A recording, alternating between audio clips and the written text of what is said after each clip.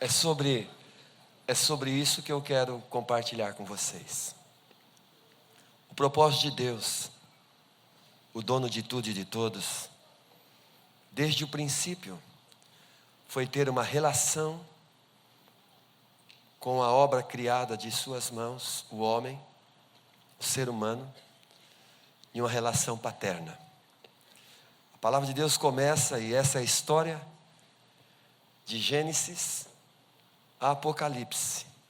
Um amor que não conseguimos explicar, um amor que é imensurável, não é um amor baseado naquilo que a gente faz, mas é um amor baseado naquilo que nós somos diante dele, Deus. A palavra de Deus diz que Deus criou o homem, a sua imagem e a sua semelhança. Isso está lá em Gênesis, capítulo 1, versículo 26, 27 e 28. O ser humano, nós fomos criados dentro de uma realidade. Deus preparou todas as coisas, preparou tudo, o universo, a terra, estabeleceu os rios, separou água doce de água salgada, estabeleceu noite, dia, sol, lua, estrelas, água, jardim, e depois de ter feito tudo, estabeleceu sementes, iria derramar chuva sobre a terra para suprir o homem. Ele o faz no sexto dia. E como um pai, a gente vê na criação o Pai Celestial, Deus, deixando uma herança para o seu filho Adão. E depois desse filho ter sido gerado nele, porque a Bíblia diz em Lucas capítulo 3, versículo 38, que Adão, filho de Deus, falando da genealogia de Jesus, do Deus que se faz um homem, e voltando em toda a ramificação da sua genealogia, chega em Adão e diz: Adão, filho de Deus. Então, Deus criou o homem para ser o seu pai. E as coisas estavam indo muito bem, todos os dias, como um pai presente. O Deus Todo-Poderoso se apresentava a esse homem na viração do dia, a cada dia, todos os dias. A Bíblia não diz quantos dias, mas antes desse homem cair. Então Deus cria e está indo tudo muito bem, porque a criatura está se relacionando com o seu Criador, um relacionamento de pai e filho. A palavra de Deus mostra para a gente em Gênesis capítulo 3, que esse filho, o ser criado por ele, cai. E é a queda. O homem cai. Tudo estava muito bom. Na queda, algo quebrou. A serpente Satanás se apresentou à mulher, à humanidade, e enganou os seus sentidos, oferecendo a ela a possibilidade de viver uma vida melhor, uma vida completa que já tinha, bastava comer da árvore da vida para total plenitude, mas enganada que foi, a mulher comeu a árvore do conhecimento do bem e do mal juntamente com seu marido, e ali se deu a queda. O que aconteceu?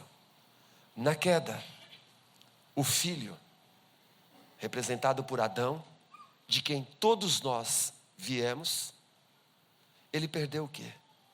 Perdeu a capacidade de se relacionar com o seu pai. Abandonou o seio da comunhão, uma parede foi colocada entre o pai e o filho. E você sabe, ninguém tem uma vida completa sem bons relacionamentos. E este homem e esta mulher, Adão e Eva, do qual todos nós viemos e recebemos essa herança da perda dos reais relacionamentos. A grande necessidade humana é de relacionamento com pais. Nós clamamos por relacionamento paterno. Nós clamamos por isso. Inclusive isso é tão sério que hoje de manhã em Hermelino, eu li uma estatística e quero aqui repetir para você. Vou ler. E não se apavore Não fique preocupado se você se inclui de forma negativa nessa estatística. Porque em Jesus há uma grande, uma nova, uma perfeita, uma poderosa possibilidade de refazer. Ouça isso. 71% de adolescentes grávidas não têm o pai presente em casa. 63% dos suicídios de jovens são de lares onde o pai está ausente. 85% de todas as crianças que apresentam desordem comportamental vêm de lares sem a figura do pai. 80% de estupradores com problemas de ira vêm de lares onde não há o pai. 71% de todos os casos de abandono escolar no ensino médio vêm de lares sem o pai. 85% de todos os jovens em prisões vêm de lares sem a presença do pai. Meninos e meninas sem pai têm 2 vezes mais chances de abandonar os estudos, 2 vezes mais chances de terminar na cadeia, 4 vezes mais chances de precisar de ajuda para problemas emocionais ou comportamentais. Pesquisadores da Universidade de Colômbia descobriram que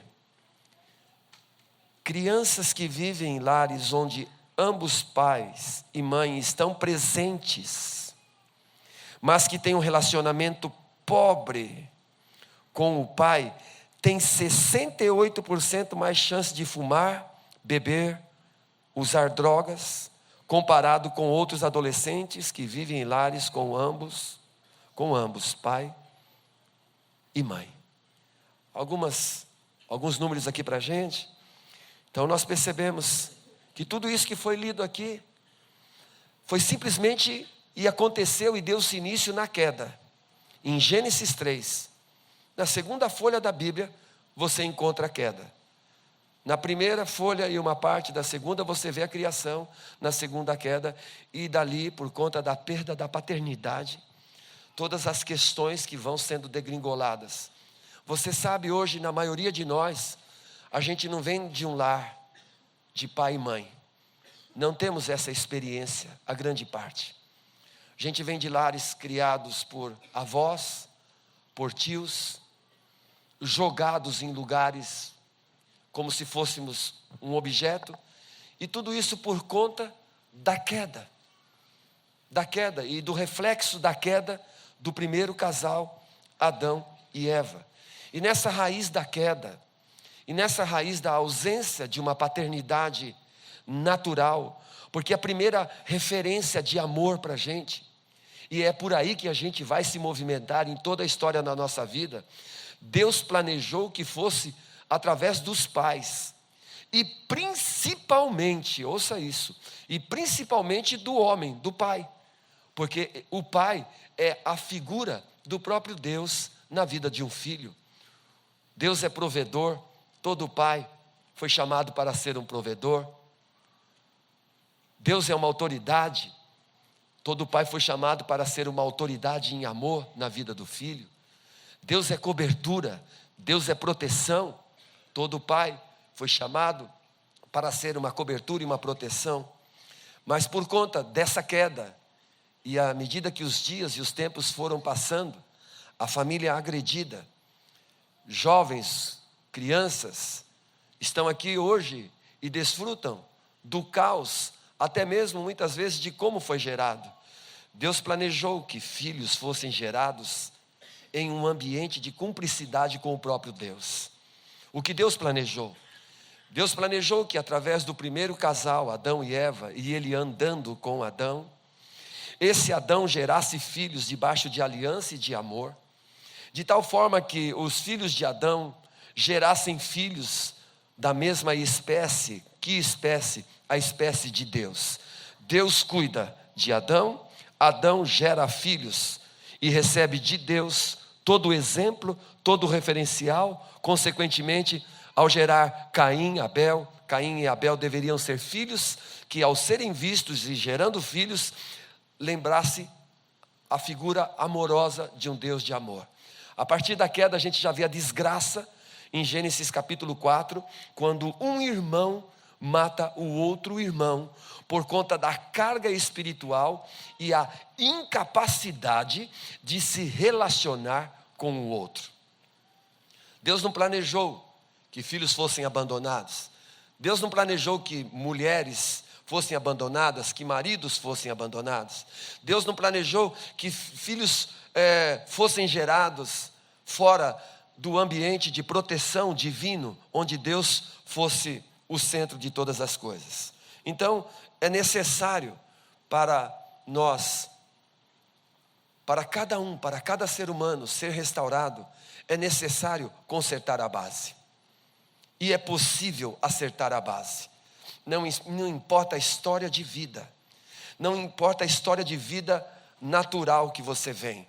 O ideal era ter e estar vivendo na cumplicidade de um lar de amor, de um lar equilibrado, onde Deus é o pai do pai e onde o pai é o pai do filho, de acordo com aquilo que Deus é para o pai. Mas como já dissemos aqui, em função disso, não importa se você não recebeu. Uma coisa é fato, a ausência da figura paterna de Deus, da lembrança de Deus na vida de um pai, porque Deus planejou que os meus filhos, Vinícius, Caio e Guilherme, planejou, Nelson, que o Guilherme, ao te ver, a lembrança dele, as características tuas, minhas, fossem a do próprio Deus. Deus, antes de mais nada, é amor. O que se espera no mínimo de um pai? O que um filho espera de um pai? Amor, entrega, amor.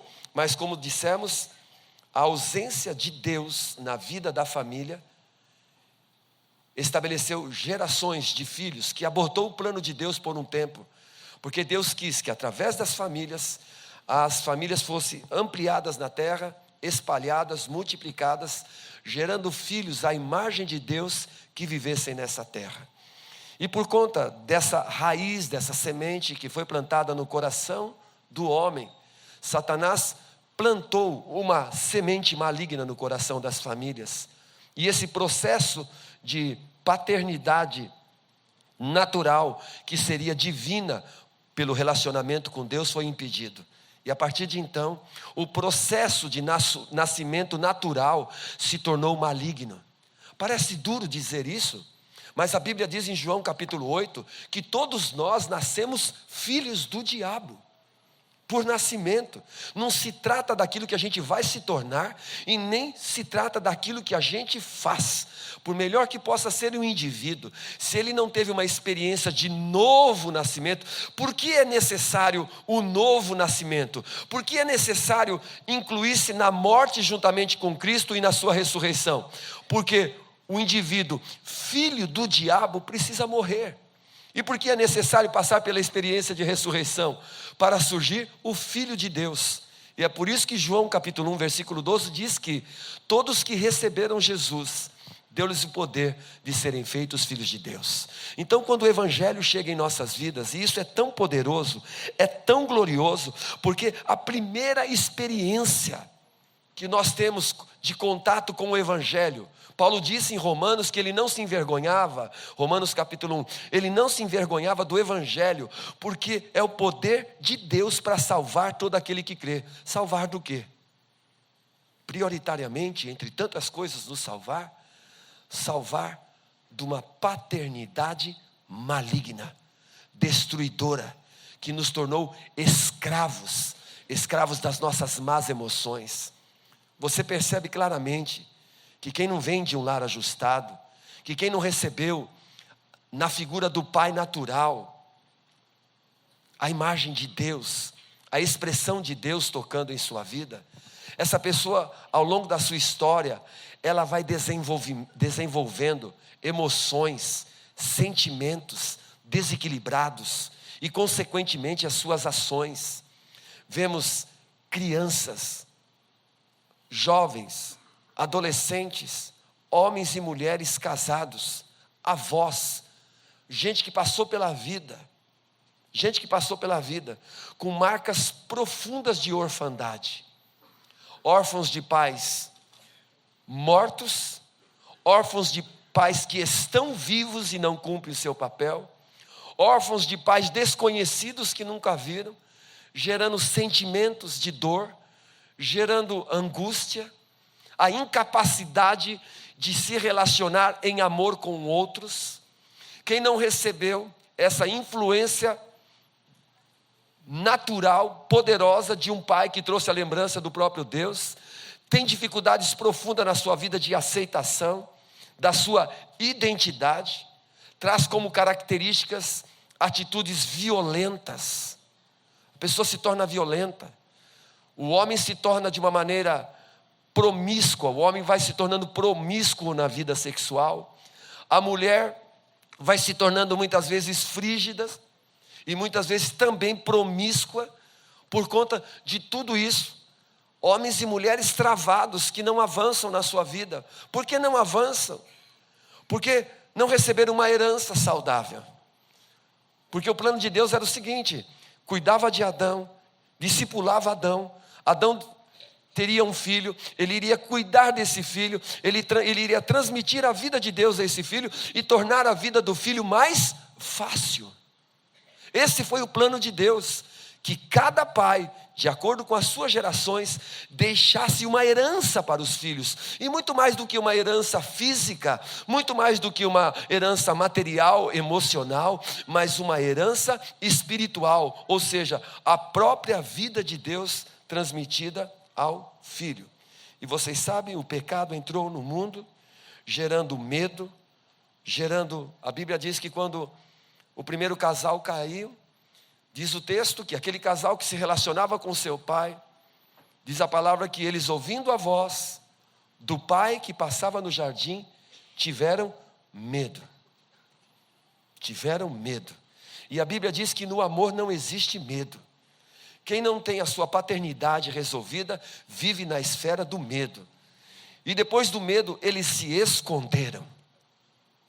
E muitos, por conta de falta de paternidade, têm se escondido, têm tentado se esconder. E depois foram lá e construíram folhas de figueira, ou seja, relacionamentos superficiais. Quantos estão se escondendo? Se escondendo nas drogas, se escondendo no vício, se escondendo na promiscuidade, se escondendo nas mentiras, no roubo, nas baladas, na violência, tentando de alguma forma manifestar o desejo e o anelo da paternidade. E aí vem o Evangelho e nos anuncia que Deus, que criou o homem, esse homem na queda perdeu paternidade, perdeu filiação. Agora Deus vai restaurar a humanidade. O que Deus faz? Ele se torna uma família. Deus, Pai, Filho e Espírito Santo. Deus te vê, Deus me viu. A Bíblia diz que antes da fundação do mundo, no passado eterno, Deus viu a história de todo indivíduo, de todo ser humano. O último indivíduo que a nascer de mulher na história da humanidade na terra, a Bíblia diz que Deus já viu. E Deus, tendo visto que esse homem se separou dele e caiu, e precisa de quê? De redenção. Esse homem precisa ressurgir, esse homem precisa voltar para a casa do Pai, porque esse é o desejo de Deus, se relacionar com a criatura como um pai se relaciona com um filho. E o que o pai faz? Ele se torna uma família. Deus Pai, Filho e Espírito Santo. Como resolver essa questão? Assim como por um homem o pecado entrou no mundo e assim a morte passou a todos os homens. Então poderíamos dizer assim esse versículo: assim como pelo primeiro pai, Adão, entrou o pecado no mundo, assim também a morte passou para todos os pais, porque todos pecaram. Como que Deus vai resolver isso? O Evangelho do Novo Testamento estabelece uma nova ordem.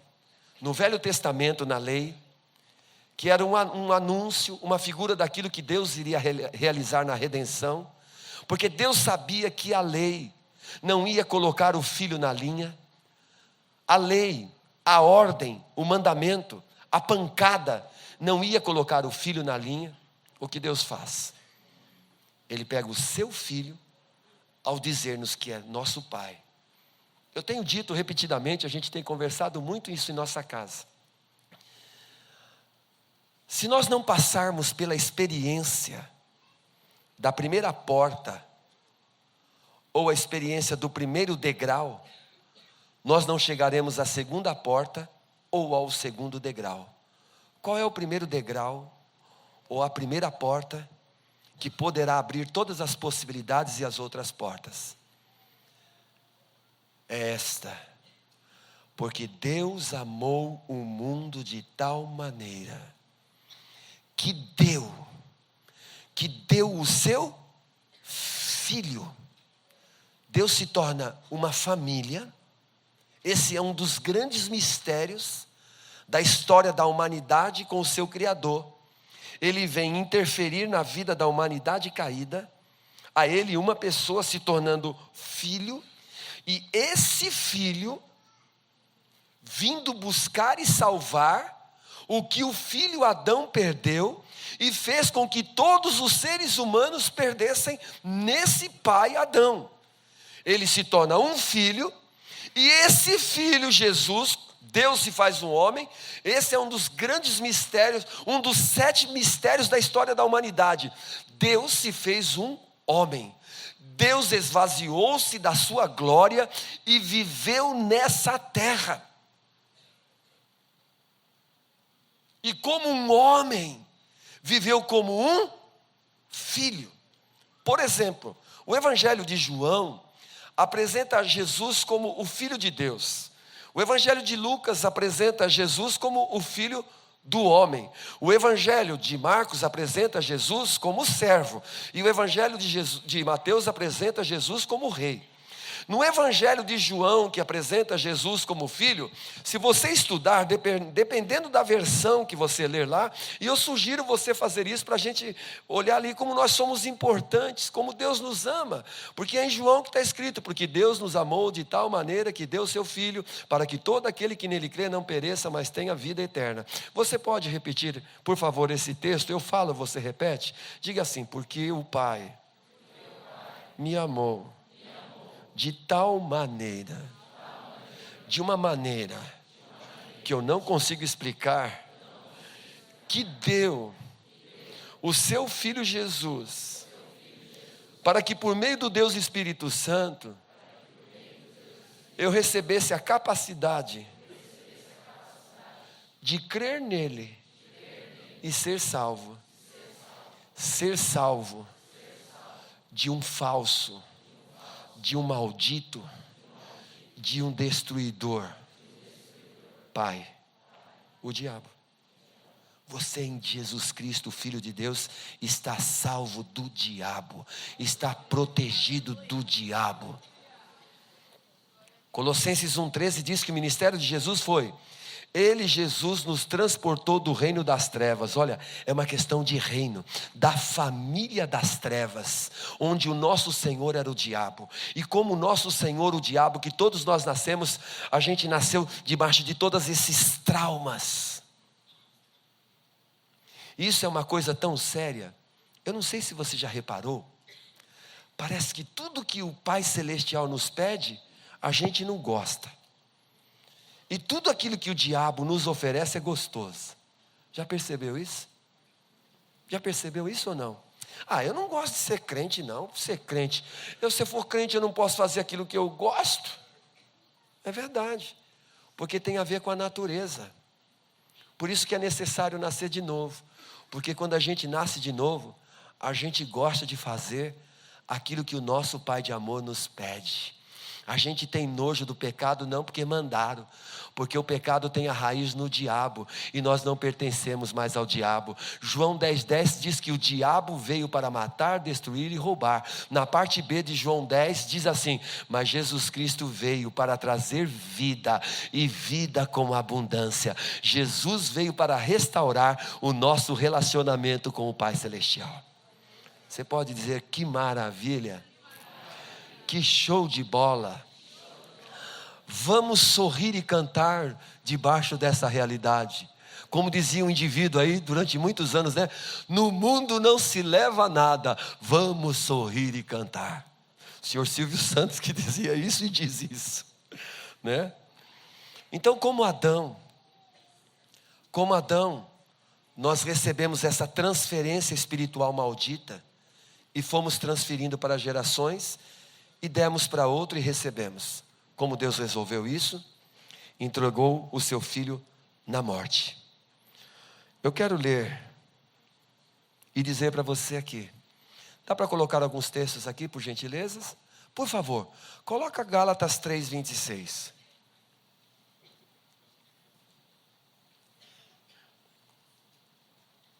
A gente canta: eu não sou mais escravo do medo, eu sou filho de Deus.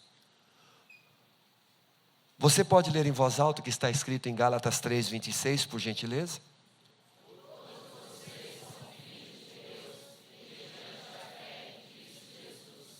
Então, como nós recebemos uma paternidade celestial, nos tornando, como nos tornamos filhos de Deus? Através da fé em quem? Em Jesus, o Filho de Deus. Gálatas capítulo 4, versículo 4 e 5. Vamos ler? Olha que grandes notícias, grandes ensinamentos que o Espírito coloca dentro de nós e muda o nosso destino. Pode ler, por favor, Gálatas 4, 4 e 5. Vamos lá.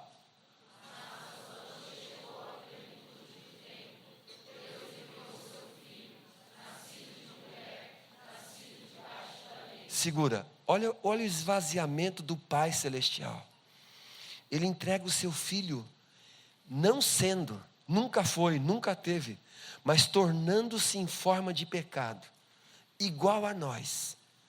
Dá para ele o que era nosso, a cruz, e dá para nós o que era de Jesus, uma filiação plena, total. Versículo 5.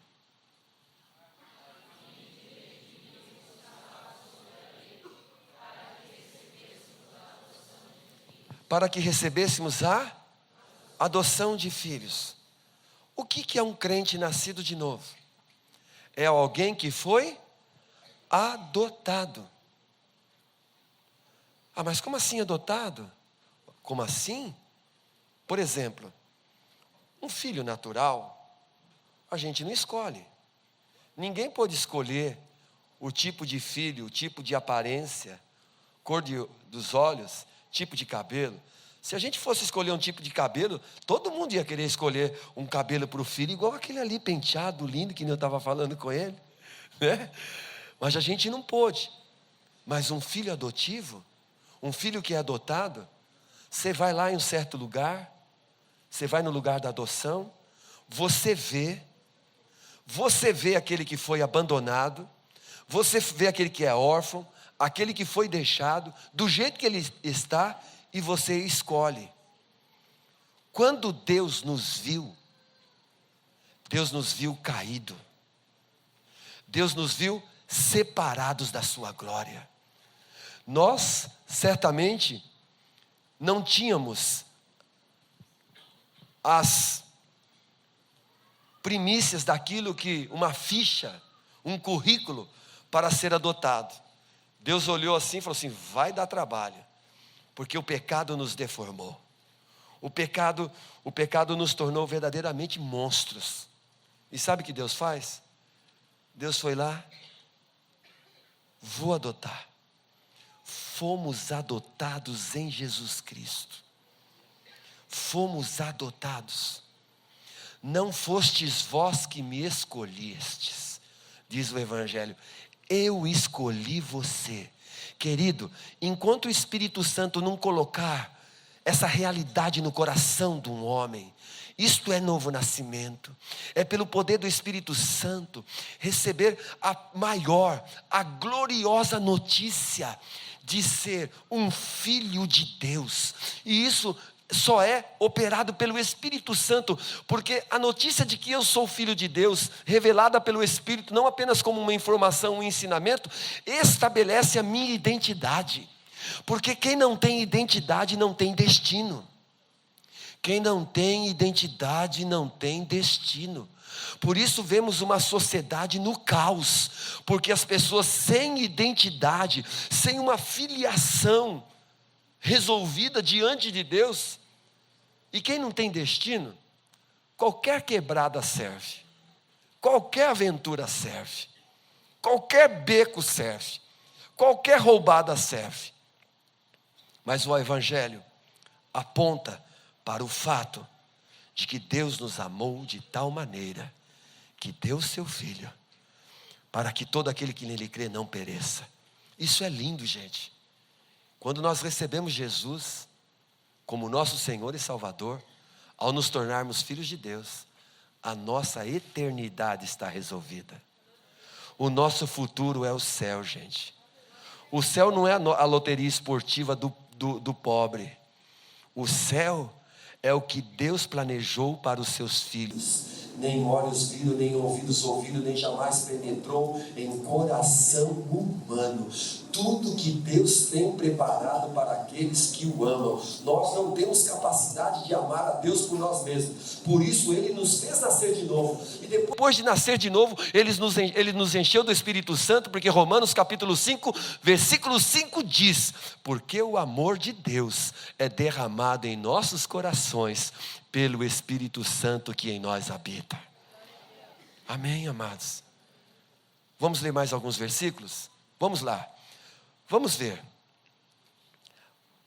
Para nós sermos restaurados, então já vimos a redenção. É por meio do Filho. Vamos dar uma olhada em João 10, 27 a 30, por gentileza. Vamos ler a Bíblia. João 10, 27 a 30. Bora lá, vamos ler? Ó Jesus falando. Leiam, por favor.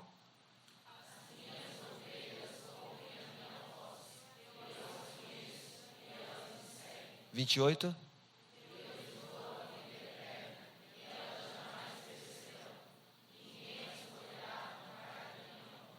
29.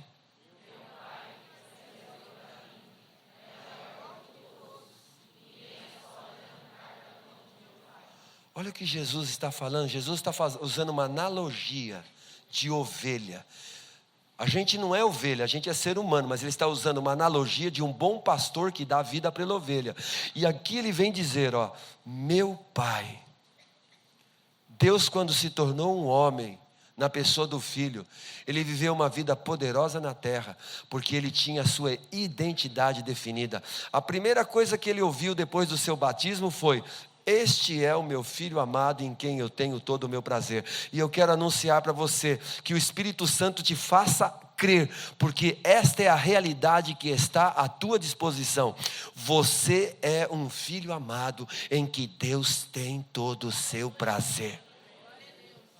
Isso é tão sério, é tão extraordinário, tão glorioso.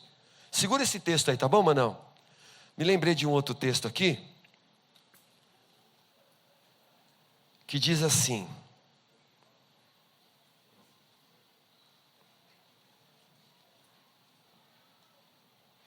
haverá mãe que possa esquecer de seu bebê. Não é dia das mães, mas pense nisso, porque a gente fala que mãe ama mais do que pai, não é? Haverá mãe que possa esquecer de seu bebê, que ainda mama, e não ter compaixão do filho que gerou. Ouça aqui você. Haverá mãe, haverá pai, que possa esquecer de seu bebê, que ainda mama e não ter compaixão do filho que gerou. Contudo, diz Deus, ainda que ela se esqueça de ti, eu jamais me esquecerei de você. A gente tem necessidade de ser lembrado, e Deus está dizendo que jamais vai se esquecer da gente. Tem mais, vamos dizer aleluia, obrigado, Pai. Mas Salmo 27:10 no Novo Testamento, da linguagem de hoje, diz assim: ainda que o meu pai e minha mãe me abandone, o Senhor cuidará de mim. Você pode repetir essa palavra? Ainda que o meu pai e a minha mãe não sejam referências, não me deram amor, porque não receberam amor. Ninguém consegue dar o que não tem. Por isso eu os perdoo. Ainda que meu pai e minha mãe me abandone, o Senhor cuidará de mim. Diga, o Senhor cuidará de mim. O Senhor cuidará de mim. Em Jesus Cristo nós somos filhos do Pai Celestial. O nosso Pai é perfeito, Ele é amoroso, Ele é eterno, Ele é tudo de bom e muito mais. Amém? Você pode dizer aleluia? Você pode celebrar e mandar um beijo de amor para o seu Pai Celestial?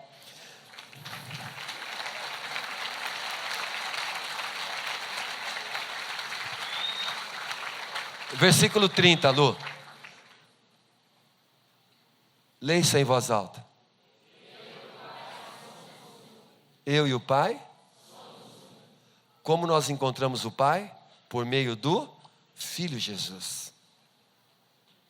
Vá a Jesus. Por isso que Jesus disse: eu sou o caminho, a verdade e a vida. Ninguém encontra o Pai se não for por mim. Diga aleluia. Diga obrigado, Espírito Santo. Eu não podia ir sozinho. Eu não sabia o caminho. Foi você, Deus Espírito Santo, que me levou ao Pai. Aleluia. O que está escrito em João 8,19? Põe aí. João 8,19. Olha só. Deus se fez um homem e os religiosos estão lá e falam assim: onde está o seu pai? Se perguntassem para você hoje, onde está o seu pai? O que você responderia? Respondeu Jesus: vocês não conhecem nem a mim, nem a meu pai. Se me conhecessem, também conheceriam a meu pai. Quem conhece o Filho, conhece o Pai. Por quê? Porque o Filho faz tudo aquilo que vê o Pai fazer. Sabe por que a gente fez e viveu do jeito que viveu? Sabe por que teu pai e tua mãe fez contigo e te vitimou na tua história e dificultou a tua vida? Porque o filho vê o que o pai faz, o que vê o pai fazer. E todos nós nascemos filhos do diabo. Eita nós. Bora lá um pouquinho mais? Dá para ler mais? João 8,36.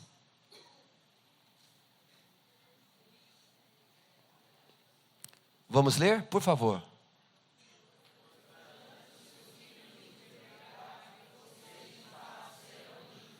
Se o Filho te libertar, você de fato será livre. Libertar de quem?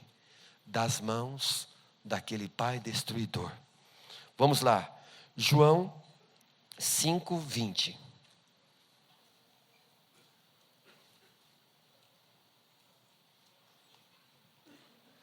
Podemos ler?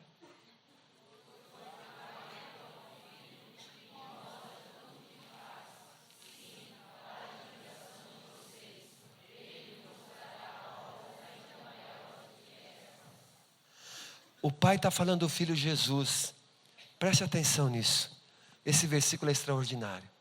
Foi isso que Deus planejou. O Pai ama o Filho.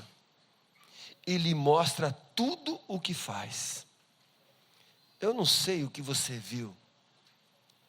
Se tudo que teu pai natural te mostrou foi bom. Eu acredito que não, porque nem tudo que eu mostrei para os meus filhos foi bom. Por isso que nós temos a necessidade de um Pai Celestial. E quando nós encontramos esse Pai Celestial, Ele começa a nos mostrar quem Ele é. Nós olhamos para Ele na Bíblia.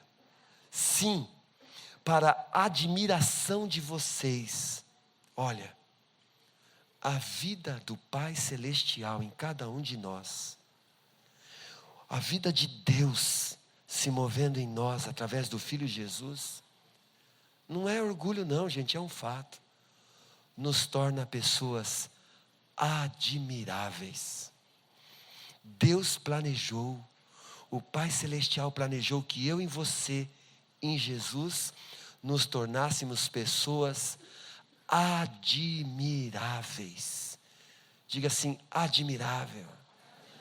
Você não deveria pensar menos de você do que isto, admirável. Admirável porque o Pai me admira. E porque o Pai me admira, eu estou resolvido na minha identidade. E eu posso fluir nesse amor do Pai. E os meus relacionamentos se tornam admiráveis. Porque a referência do meu relacionamento é o Pai Celestial. Amém, meus queridos? Isso está muito claro para a gente aqui? Essa é uma grande notícia do Evangelho. João 8,36.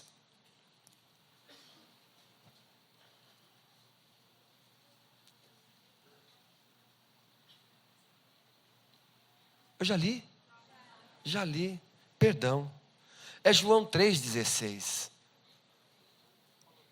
Mas esse aqui eu quero que você fale. Põe lá. João 3,16.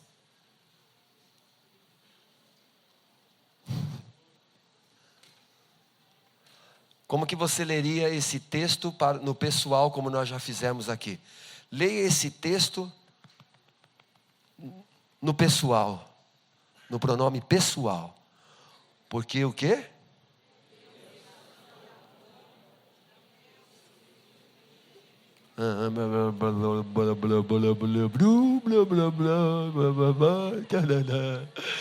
Porque o Pai me amou de tal maneira, porque eu era o mundo, que deu o seu Filho para que eu, crendo nele, eu tenha a vida eterna e não pereça.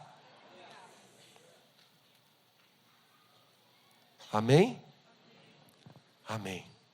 Glória a Deus. Diga assim, e a todos que o receberam, deu-lhes o poder de se tornarem filhos de Deus. Amém. Todos nós precisamos do quê? De um Pai Celestial. Todos nós precisamos de um Pai Celestial. Escute, por melhor que seja ou tenha sido o teu pai natural, ele não podia te atender na totalidade. Somente o Pai Celestial. Eu quero aqui, nessa última parte, e vou terminar, corrigir uma rota. Algumas pessoas têm me perguntado, e vai ser muito rápido. Nós somos uma igreja em grupo menor. Nós acreditamos no princípio bíblico das relações no grupo menor. Eu comecei a viver praticamente as realidades do grupo menor em 1995. Com a restauração, o Espírito Santo restaurando a vida do grupo menor, começou-se a aparecer alguns termos no meio cristão como o pai espiritual, o meu pai espiritual. E sei que muitos têm se levantado, passado praticamente 25 anos, nós já temos visto no meio cristão as distorções que foram geradas por falta de uma compreensão bíblica, espiritual, saudável do que seja paternidade espiritual. Então, a pergunta é a seguinte: paternidade espiritual existe? Visto que nós somos uma igreja de irmãos, e que Deus nos olha assim, e que a igreja perfeita é uma igreja de irmãos, paternidade espiritual existe? O Velho Testamento termina com Malaquias capítulo 4, versículos 5 e 6, dizendo do ministério de fogo do Espírito Santo que viria, para converter o coração dos pais aos filhos e dos filhos aos pais, para que Deus não viesse e ferisse a terra com maldição. Perceba, todas as vezes que relacionamento entre pais e filhos naturais e espirituais não são saudáveis, as consequências são terríveis. Então, sobre paternidade espiritual, este é um princípio de vida que corre toda a Bíblia. Se eu perguntar para você assim, você acredita que nós somos chamados para fazer discípulos? Você vai falar, sim.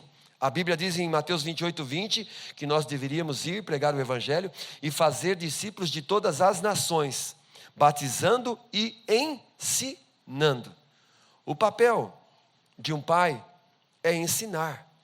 Então, quando nós falamos aqui, olha, a gente tem um pai espiritual, infelizmente, por conta de tudo aquilo que é distorcido, nós saímos criticando.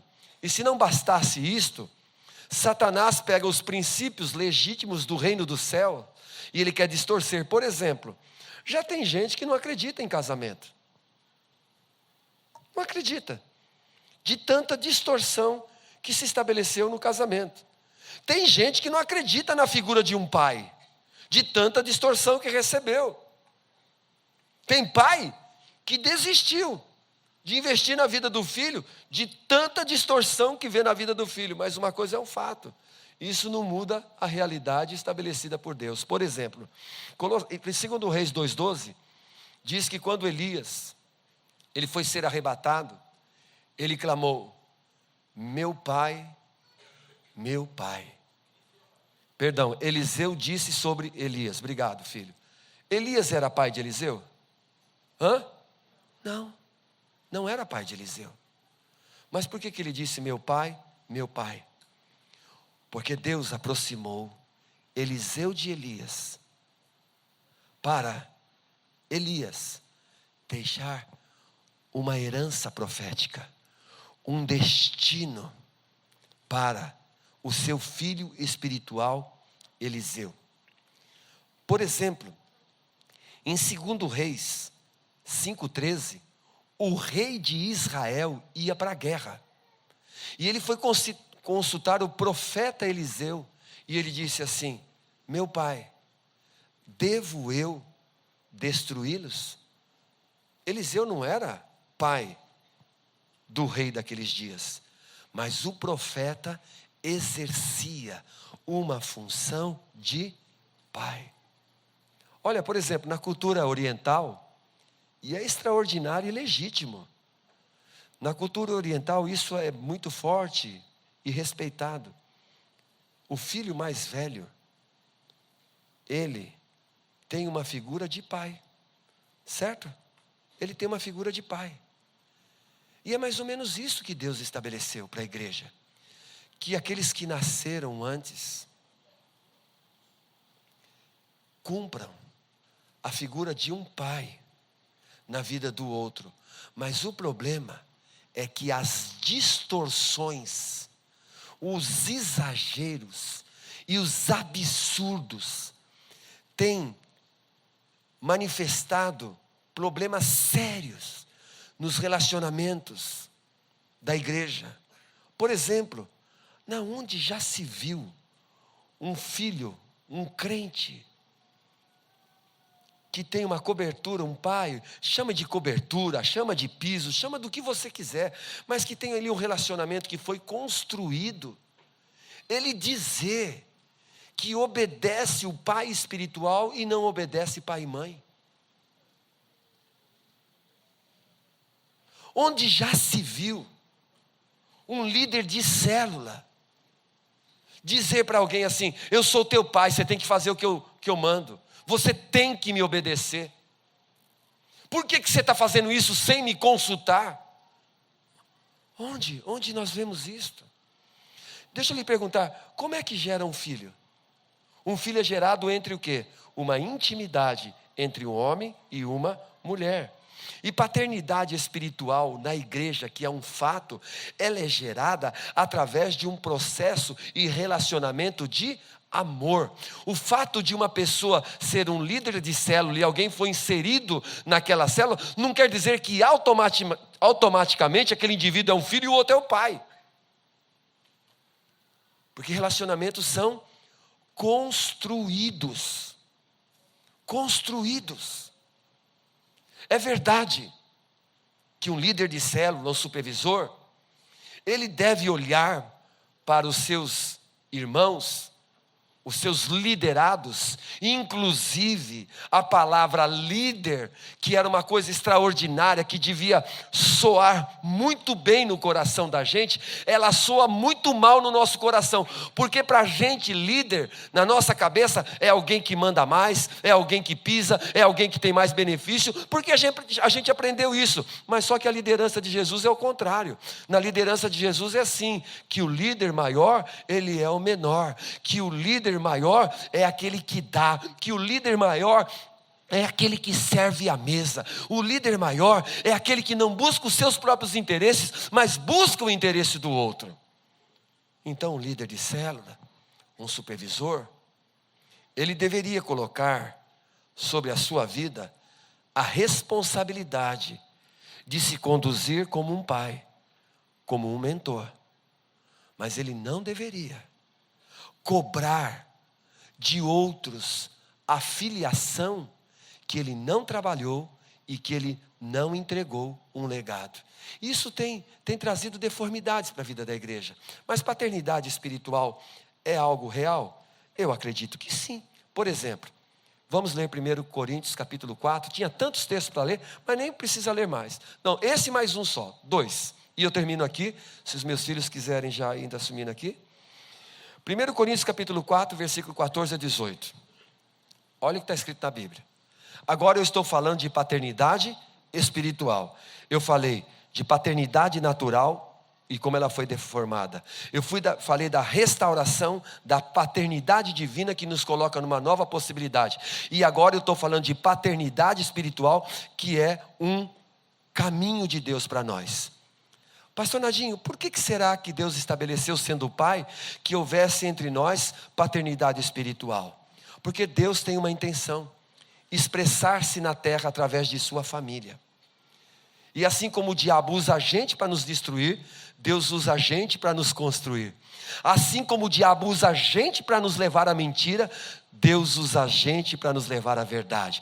Assim como o diabo usou gente para nos levar ao caminho da morte, Deus usa pessoas para nos levar ao caminho da vida. Feliz o homem, feliz a mulher, que na sua passagem nessa terra encontrou pelo Espírito Santo e viu paternidade espiritual. Por quê? A paternidade celestial nos coloca no céu. A paternidade espiritual nos faz viver aqui na terra como filhos de Deus. Nos capacita a viver como filhos de Deus e apontar para um destino. Apontar para um destino. Quantos crentes perdidos na sua vida? Quantos crentes que não tem para onde ir, sabe por quê? Porque não tem uma paternidade espiritual, então ele não tem destino. Ele não tem um galardão. Ele não tem um manto, ele não tem uma capa para colocar sobre si. Ele não tem continuidade. Irmãos, creio nisso. Os meus 3 filhos são pastores dessa igreja local. E eles não são pastores nessa igreja local porque são meus filhos no sentido de que, porque eu sou um pastor, eles vão ser pastor. Eles são pastores porque eles se tornaram pastores a partir do princípio de amar, se envolver e se entregar por pessoas. Ok? Vamos ler, olha. Não estou tentando envergonhá-los ao escrever essas coisas, mas procuro adverti-los como a meus filhos amados. Paulo está falando uma igreja que ele fundou, e ele tratava aqueles irmãos, mesmo ele sendo um irmão, como filhos amados. Ele impôs sobre ele esse papel. O que se espera de um pai? Exemplo. Paternidade espiritual é aquilo que nós encontramos em alguém um exemplo. E quando essa pessoa também não deixa de ser um exemplo, nós não a trucidemos e colocamos toda a responsabilidade e culpa dos nossos fracassos nela. Versículo 15. Embora possam ter 10 mil tutores em Cristo, o apóstolo Paulo fala assim, vocês têm muita gente falando. Vocês estão ouvindo um monte de gente por aí. Todo tipo de opinião. Vocês não têm muitos pais. Olha o que ele diz agora. Pois em Cristo Jesus, eu mesmo os gerei. Paulo traz a figura de uma mulher, gerando filho dentro de si. Sabe como é que nasce um filho espiritual? Quando Deus encontra um filho amado do coração dele, que sente amor pelo outro, que deseja entregar-se pela vida do outro. Eu mesmo gerei por meio do Evangelho. Paulo chega a dizer assim, por vocês, por ser um pai espiritual legítimo, eu sinto dores de parto, até que Cristo seja formado em vocês. Isto é uma paternidade espiritual saudável. Gente que sente dor de parto pela vida do outro.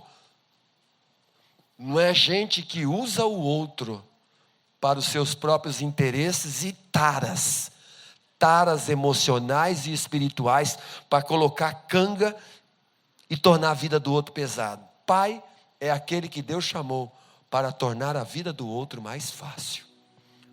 E nesses dias, irmãos, assim como no mundo natural, pais abandonam filhos naturais, na igreja, pais espirituais abandonam filhos espirituais e tem um monte de desculpas. E assim como é no mundo natural, filhos que não obedecem os pais, assim também é na vida de muitos filhos espirituais. Que Deus nos ajude a vivermos esta realidade. Eu quero ler um último versículo, que é 2 Timóteo capítulo 2, versículo 1 e 2. Paulo não era nem sequer um homem casado. Ele encontrou um jovem chamado Timóteo, e ele, no seu coração, não com documento, não com palavras apenas, ele adotou Timóteo como seu filho espiritual. E olha o que disse ele em 2 Timóteo, capítulo 2, versículo 1 e 2. Portanto, você meu filho. Timóteo era filho dele? Não. Por quê que ele chamava Timóteo de filho? Porque a relação que foi construída entre eles, ela era uma relação semelhante a pai e filho. Fortifique-se na graça que há em Cristo Jesus. Isso é o papel de um pai espiritual. Apontar o destino para o seu filho espiritual, apontar Jesus, não apontar ele mesmo, apontar Jesus. Vamos em frente. As palavras que me ouviu dizer na presença de muitas testemunhas, ou seja, a minha vida pública, Timóteo, que você recebeu, confia-as a homens fiéis, que sejam também capazes de ensiná-las a... O que ele está falando aqui? Gerações, aqui nós encontramos 4 gerações. Paulo, ele era um destruidor da igreja. Quando em Atos 9, ele recebeu o milagre do novo nascimento, e Deus se tornou o seu Pai celestial, ele começou a gerar filhos espirituais à imagem do Filho Jesus Cristo. Essa igreja é chamada para isso. Deus restaura a nossa filiação espiritual para nos tornarmos pais espirituais. João disse e escreveu assim: filhinhos, eu vos escrevo porque o amor do Pai vocês têm conhecido. Jovens, eu vos escrevo porque vocês têm conhecido o amor do Pai. A palavra do Pai está em vocês e vocês têm vencido o diabo. E por fim ele diz assim: pais, eu vos escrevo porque vocês conhecem aquele que é antes da fundação do mundo. João está falando de estágios da nossa vida, de crescimento, de maturidade. Um crente que se torna maduro, ele conhece o projeto do Pai. Ele se torna maduro, e por se tornar maduro, conhecendo o projeto do Pai. Qual que é o projeto do Pai? Ter uma família com muitos filhos semelhantes a Jesus. Amém, meus amados?